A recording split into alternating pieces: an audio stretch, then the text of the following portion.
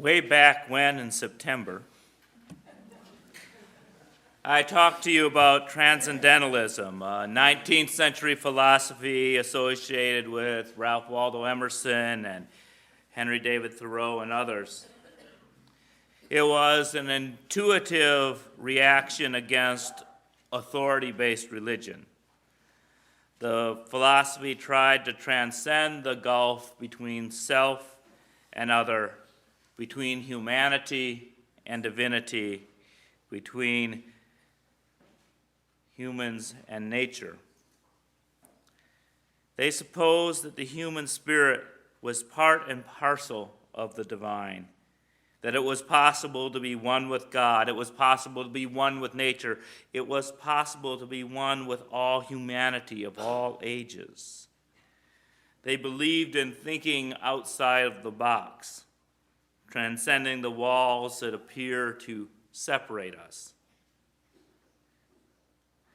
A critique of the transcendental movement is, while it was circumventing authoritarian thinking, it was also circumventing rational, critical, and logical thinking. Rationalism was another way out of the authoritarian box. Deists like Franklin and Jefferson and Paine did it before Emerson. Scientists like Darwin and Huxley did it after Emerson. And the humanist thought came to dominate our tradition in the mid-20th century. It's as if traditional religion at one time had the power and the glory. The transcendentalists usurped the glory by expanding the human heart and spirit, and humanism usurped the power through scientific discovery and the expanding of the human mind. Both of these traditions have spoken to me. Transcendentalism telling me to know myself and I will thereby know the world. And humanism and scientific rationalism telling me understand the universe and you will understand yourself. I've tried to combine these impulses in a philosophy I call systematic transcendentalism. Rather than seeing the intuitive and the rational thought as antagonistic, I try to see them as complementary, that the perceiver and the perceived must both be considered. Humanism errs on the side of thinking that we are just merely objective observers of the world that is out there. Transcendentalism errs on the side that there is no world out there if we don't see it.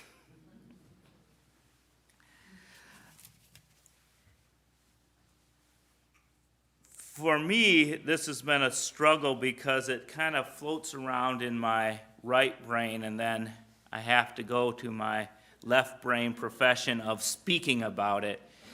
And so in the idea that a picture is worth 1,000 words, I want to refer you to the front of your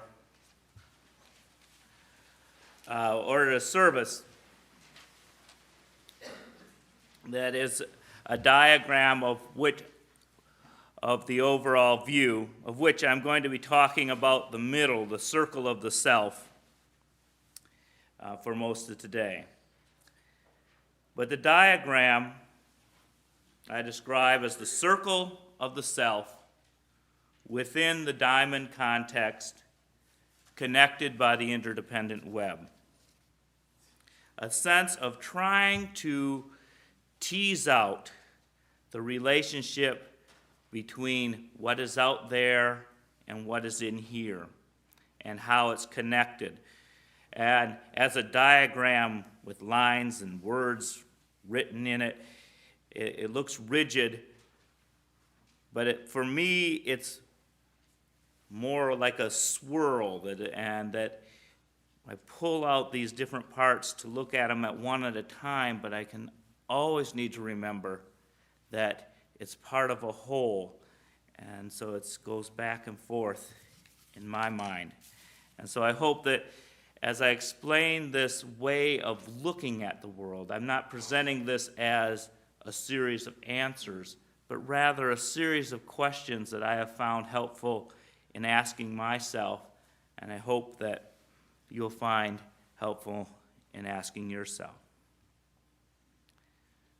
I could start anywhere with this, but today I'm going to focus on the circle of the self, which probably shows the transcendentalist box that I'm trying to think my way out of.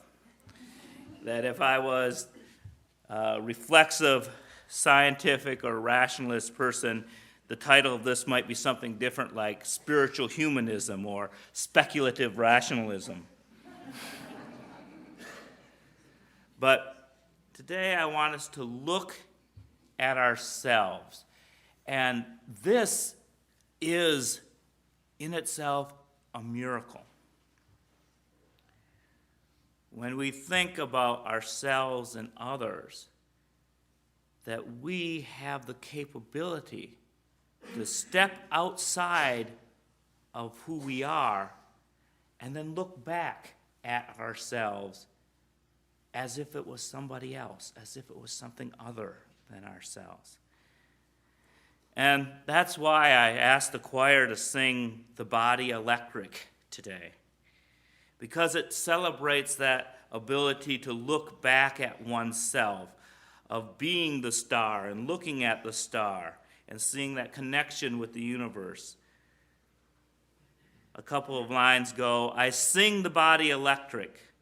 I glory in the glow of rebirth, creating my own tomorrow when I should embody the earth.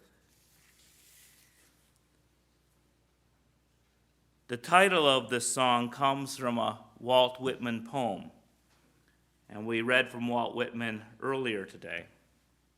The Walt Whitman poem begins with the same line, I sing the body electric. But instead of going cosmic like the song, this poem concludes with a recitation of anatomy.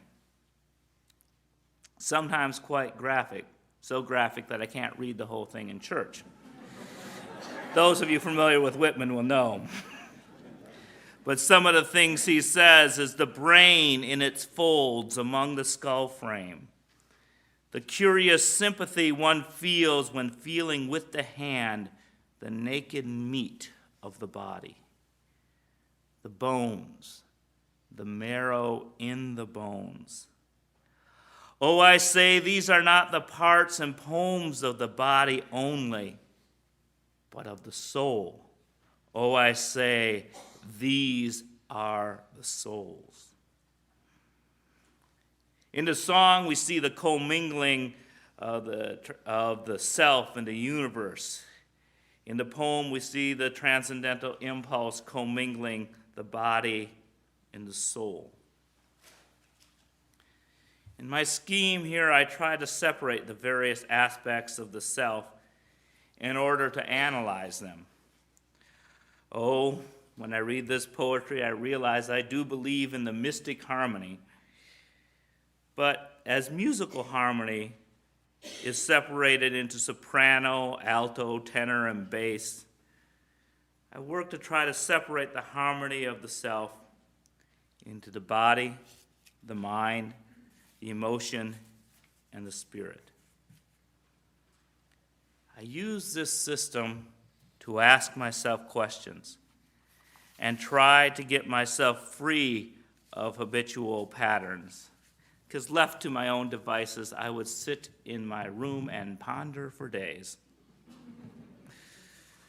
So I have to ask myself tough questions about the self. How do I relate to myself?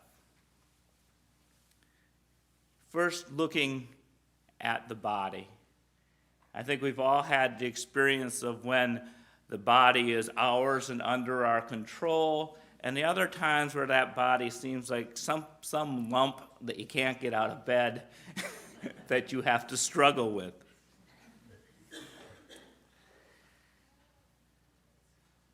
My conception of the body looks at two issues: the sensuality and being itself. That I believe that there are things that drive us biologically, pre-thought, that are tied to our body, that the separation that we might have between our brain and body is an artificial one, because it's not one organ up here and the nerve cells down here. It really is all one thinking organism, our whole body, from the prick of our finger to our brain. And these drives for being either arise externally focused or internally focused. One of the drives for being that's externally focused is just our plain old hunger and thirst. Our body just tells us that we need things, and we have to look outside of ourselves for that. Another drive for being is just the survival instinct. Think about it when you're in a car and some idiot cuts you off. You react. There's something in your body that just goes and does something before you even think. After the split second is over, you might get angry, scared. But there's that moment when it's just pure body, that will that perceived a danger and moved to avoid it. That will for survival. And then the sensual things. The sensual things that are externally focused is when we see, we feel, we taste. All those drives for pleasure that seems very inborn in human beings. We create art so our eyes have something to look at. We have all this drive to touch another human being. To not just eat food for nutrition, as I was talking last week, but to also eat food to savor. And hopefully we can find times when we can combine them both. And then another sensual pleasure, one that I enjoy, that I think is internally motivated, is sleep.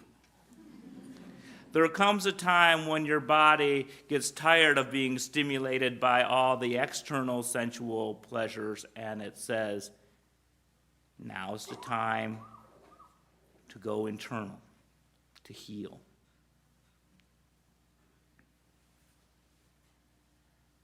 Another aspect of the self is emotions. And I try to keep this simple, because, boy, we have great language that can go all shades of meanings of emotions. But I try to identify these as primarily four: sad, mad, glad, and scared. And this is when I wish I was a New England Unitarian, because it would all rhyme: sad, mad, glad, and scared.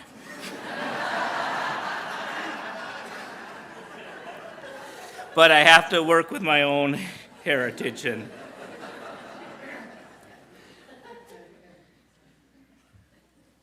And the issues around emotions are issues of ownership and initiative.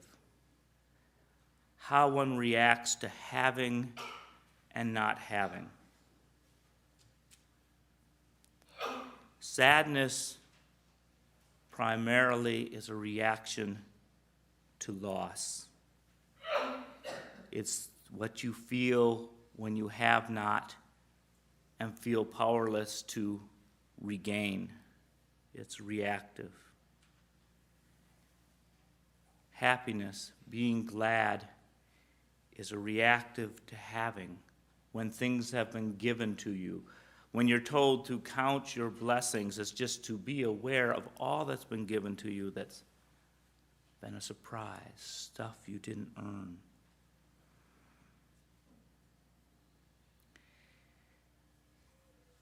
Anger. Anger is such a complex emotion. But I see it as an active, taking the initiative when you do not have something. To put it crassly in war terms, how come their land is over our oil? But when you're angry, you feel that there is some injustice, that you're not getting something that you need or want. And I'm going to be belay my social work history, that feelings aren't good or bad, they just are. But it's that perception that when you feel that you don't have something that you need and you're going to take action to do it, the primal striving to get. And fear is a protective impulse. When you have something and you're actively trying to protect it because you feel threatened. And when I say something, I'm not just talking about tangible things. It might be your self-esteem. It might be your culture. It might be anything that you feel ownership of, that is part of who you are.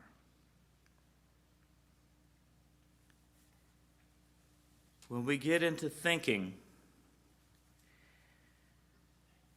there's questions deal with how do we judge and how do we question. Then we ask, are we legalistic, looking for the rules for living? And that's an external judging. Let me find out what is true and believe it. And then there's an internal judgment, the intuitive, of going with my gut or my heart, that sense of I am just going to know and make that judgment based on what just seems so deep. And then there's the external questioning, the scientific, the seeing what is and asking why. And then there's the internal questioning, the speculative, seeing what isn't and asking why not. And in the spirit, the two issues that I see here is, where is my locus of meaning? Is it outside of myself, objective, or inside of myself, subjective? And where is the locus of power? Is it outside of myself, controlled by God or the fates or nature? Or is it inside of myself, under my control?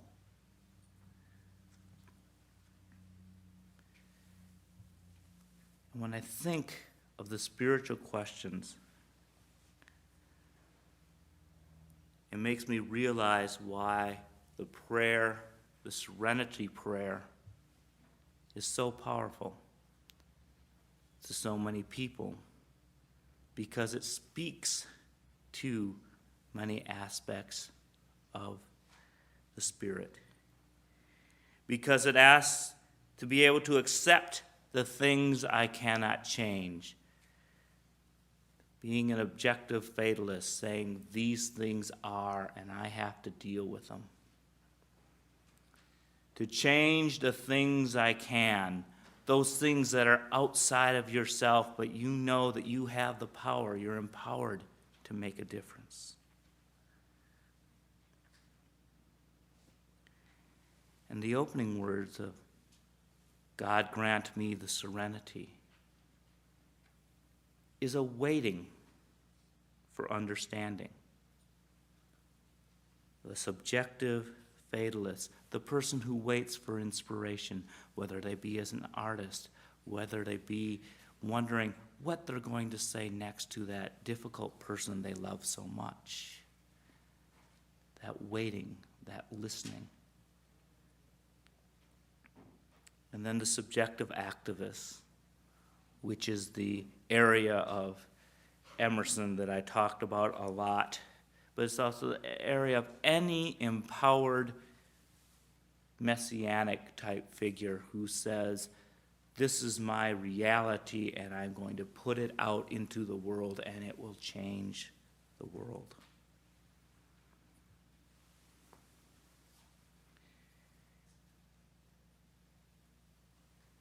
Looking at ourselves, looking at those tugs and the pulls, we all know that the answer, that it isn't all nature, it isn't all nurture. We all know it's a combination of these things. That reality is not only inside of us, but outside of us. But this is a spiritual question we have to deal with every day. We deal with it when we're dealing with things that are outside of ourselves, but we deal with it when we're working within ourselves. These questions are living questions that tug at our body and the things that drive us. The emotions, the things we feel, the ways that we think, and the ways that we understand and are empowered to live. I'm going to stop now because once I get going on this, I could talk for 2.5 days. So this is going to be part of a sermon series, but it's very helpful for me to, instead of talking for 2.5 days and having you rebel, to, at this time, having anybody who wishes to comment on these thoughts of observing yourself and that tug. And if you could come up to the microphone, because people really can't hear you when you just stand up in the back.